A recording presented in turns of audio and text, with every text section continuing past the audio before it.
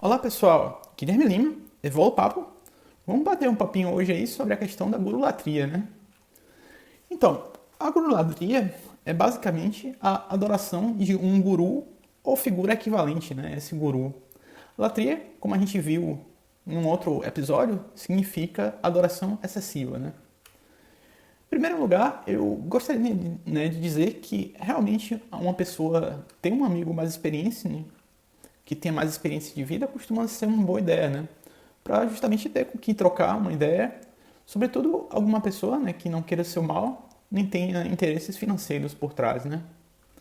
Entretanto, eu diria que quando se trata da questão da gurulatria, né, as coisas meio que mudam de figura, porque geralmente, né, seguir cegamente os conselhos de um guru, frequentemente isso meio que leva, né, a situações problemáticas na vida, né? Pense, por exemplo, né, o caso em que um guru ele prega sexo livre, né? Uma pessoa pode muito bem embarcar nesse conselho furado e contrair uma doença sexualmente transmissível, né? No mínimo, para dizer no mínimo, né? E pense também um guru que diz que dinheiro não é importante, mas que cobra caríssimo por seus conselhos, né? Pense também num guru que diz que a fama não é importante, né? Mas vive da sua própria autopromoção, né? E o próprio Valdo Vieira, ele critica até mesmo a questão de buscar conselhos médicos, né? Em médicos com problemas, né? Como, por exemplo, o pneumologista que fuma ou até mesmo o nutrologista obeso, né? E ainda também, né? Aquele sensitivo que vive de iludir as pessoas e ou por meio de fenômenos físicos reais, né? Ou de sua falsificação, né? Então, de uma forma geral, né, aquelas pessoas que buscam meio que tapear as pessoas por meio de truques, elas mais prejudicam do que propriamente ajudam, né, na compreensão dos fenômenos parapsíquicos reais, né. Há um caso, por exemplo, né, clássico, estudado aí na literatura, de uma médica autêntica, no caso a Otília Diogo, que foi testada lá no consultório do professor Valdo Vieira, em que houve a materialização em questão da irmã Josefa, né? E ele relata, o Valdo Vieira relata que ela era uma médium autêntica, mas que eventualmente se descaminhou, né? Terminou perdendo a mediunidade e a vaidade dela, né? Fez com que ela basicamente simulasse a materialização, né? Em troca de dinheiro, né? E ainda no campo da questão da materialização, a gente tem também uma outra personalidade testada chamada Delazio Munhoz. Se você procurar, você vai encontrar um artigo, né, no site Metaconsciência, de autoria de César de Souza Machado, né? Taca aí no Google que pode ser que seja interessante para você, né? E nesse sentido, né, eu diria que os fenômenos de materialização é uma das piores coisas que pode acontecer, né, com uma pessoa que ainda não é desperta, né? E eu diria que nem todas as consciências, né, que têm a capacidade de materializar, desmaterializar coisas, né, necessariamente são pessoas que não sofrem mais com assédio, né, o que a Conscienciologia chama de personalidade desperta, né. Então imagine, né, se a capacidade de efeitos físicos de uma pessoa for potencializada antes dela estar desperta, isso meio que pode transformar o fenômeno em si, né, em algo potencialmente ruim, né.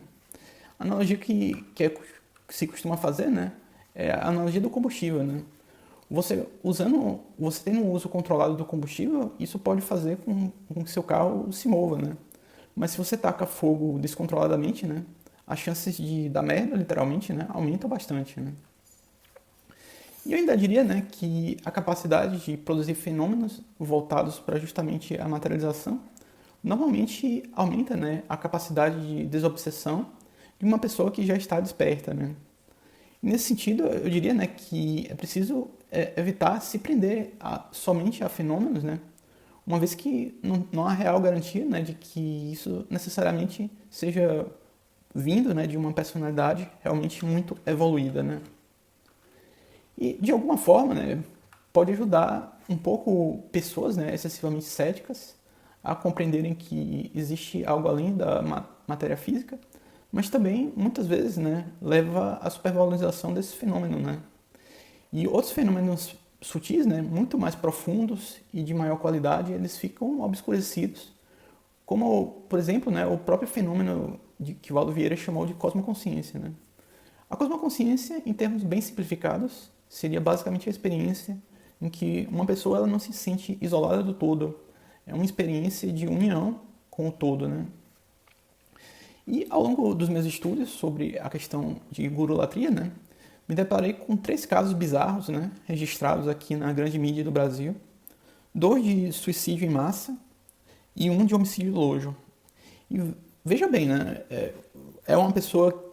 Quem é que você vai depositar a sua confiança, né, a ponto de se suicidar, né, por causa de uma pessoa, né? E se você não tiver discernimento e for enganado ou até mesmo impressionado, né, por fenômenos, né, existe uma chance bem real da coisa não terminar de forma tão boa assim, né, e efetivamente a pessoa terminar mal, né. E uma das metas, né, do estudo da projeciologia é justamente tentar prevenir essa questão da gurulatria, justamente porque ela tenta eliminar, né, a necessidade de existir um médium como intermediário para você e seus amparadores. Né? Amparador é o termo genérico que é usado na Conscienciologia, que basicamente indica aqueles espíritos que te ajudam, né, na sua vida. Né? Um dos problemas, né, de existirem esses intermediários é justamente a questão da interferência, né, do médium no conteúdo da mensagem dos seus amparadores. Né? No mínimo, isso no mínimo, né, para dizer. E ainda mais grave, né, quando um médium, em função de outros interesses, como interesses econômicos, ele pode tentar cobrar, né, pelo serviço para manter a pessoa meio que dependente dele. Né? E, ocasionalmente, né, ao menos na minha percepção, né, haviam pessoas que viam, né, o próprio professor Valdo Vieira como um guru, não sabendo muitas vezes, né, que até mesmo ele, né, historicamente já cometeu vários erros, né?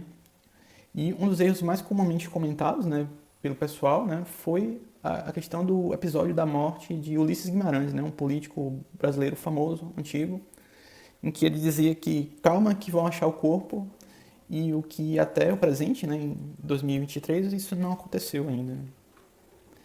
Então, no breve período, né, em que convivi com o professor Valdo, algum tempo depois eu compreendi, né, a frase dele de que a Conscienciologia está dentro de você e não fora.